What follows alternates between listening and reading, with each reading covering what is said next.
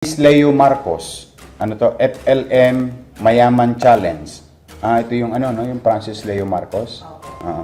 Nagbigay po siya 250 sacks of rice sa lahat ng tumulong at tumugon. Maraming salamat sa inyo. Seryosong bagay po. Yan ang ka-fake newsan ni Makabaho. Kinangina mo, imbis na idagdag ko sa kaso mo to, eto na lang, paliliwanag ko sa kanila. Kung gaano ka ka-fake news, unggoy ka.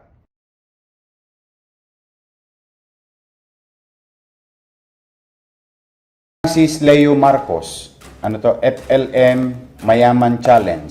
Ito yung yung Francis Leo Marcos.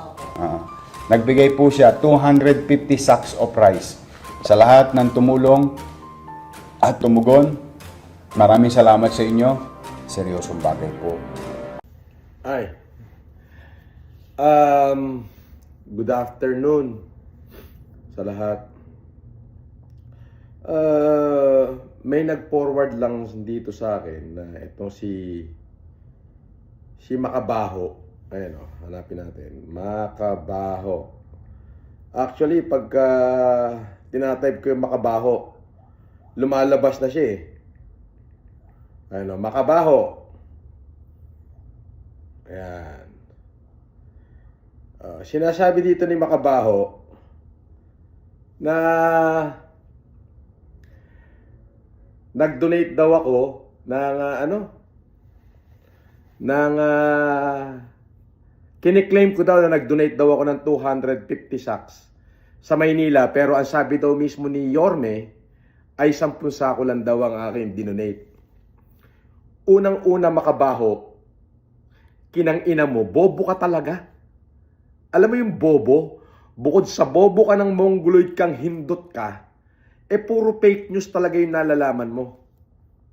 Idadagdag ko pa sana to sa kaso mo Pero, wag na lang kasi sobrang dami mo ng kaso sa akin Idadagdag ko pa sana tong ka-fake newsan mo na naman na to kasi paninira ito. Ito yung matinding paninira. Na yung ginawa kong kabayanihan ay pinipilit mo sirain sa mata ng tao. At sasabihin mong kinlaim ni Isko na 10 sako lang ang binigay ko. Ganito ho yan. Yung una, 250 sacks ang binigay ko sa Maynila. Nag-donate din uli ako ng panibagong 10 sacks sa Manila Boys Town. Alam niyo ba yung Manila Boys Town? Ang Manila Boys Town, sakop yan ng pamahalaan lungsod ng Maynila.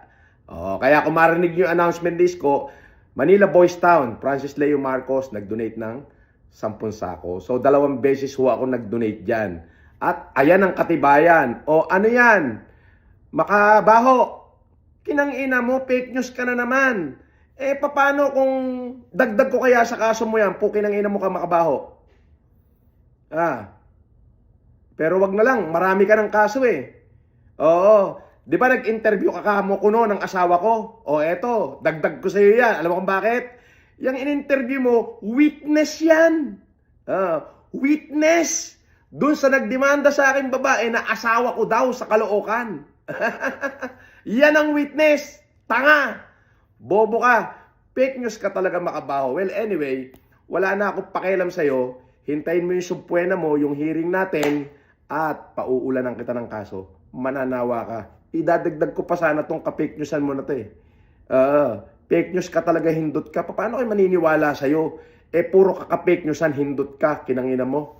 Di ba? Makabaho, sa susunod, pagka mag-a-upload ka, tungkol sa akin, hanapin mong mabuti. Hindi ka pa katarantaduhan. Sino maniniwala ngayon sa'yo? Sa tingin mo may maniniwala sa'yo kasi babaho ka? Dadagdag ko pa sana to sa kaso mo. Sabi na ang abogado ko, pwede na natin isama yan. Kasi yan, sigurado yan, paninirang puri na matindi yan. Dinadivert niya yung isip ng tao na pinalalabas na masama ka sa kabila ng kabutihang ginawa mo. Sabi ko, hindi na. Masyado ng maraming kaso Okay na to. Eto, ipapakita ko lang sa tao na fake news talaga tong hindot na to. Fake news ka o kinang-ina mo. Makabaho ka talaga, mongoloid ka talaga, puta, wala kang gagawing matino. Ngayon, lumalabas yung ka-fake newsan mo, putang ina mo, bobo. Bobo ka. Oo. Ano sa Pusako? Sa Pusako, sa Manila Boys Town. Sakop yan ng local government ng Maynila. Pinasalamatan uli ako ni Mayor Isko dyan. Area yung 250, ayan o, isaksak mo sa baga mo. Ayan, umaandar sa screen. Makikita mo, FLM, Mayaman Challenge, 250 sacks. Tanga! Bobo o kinam. O, kayong mga pan ni Makabaho. O, ano kayo ngayon?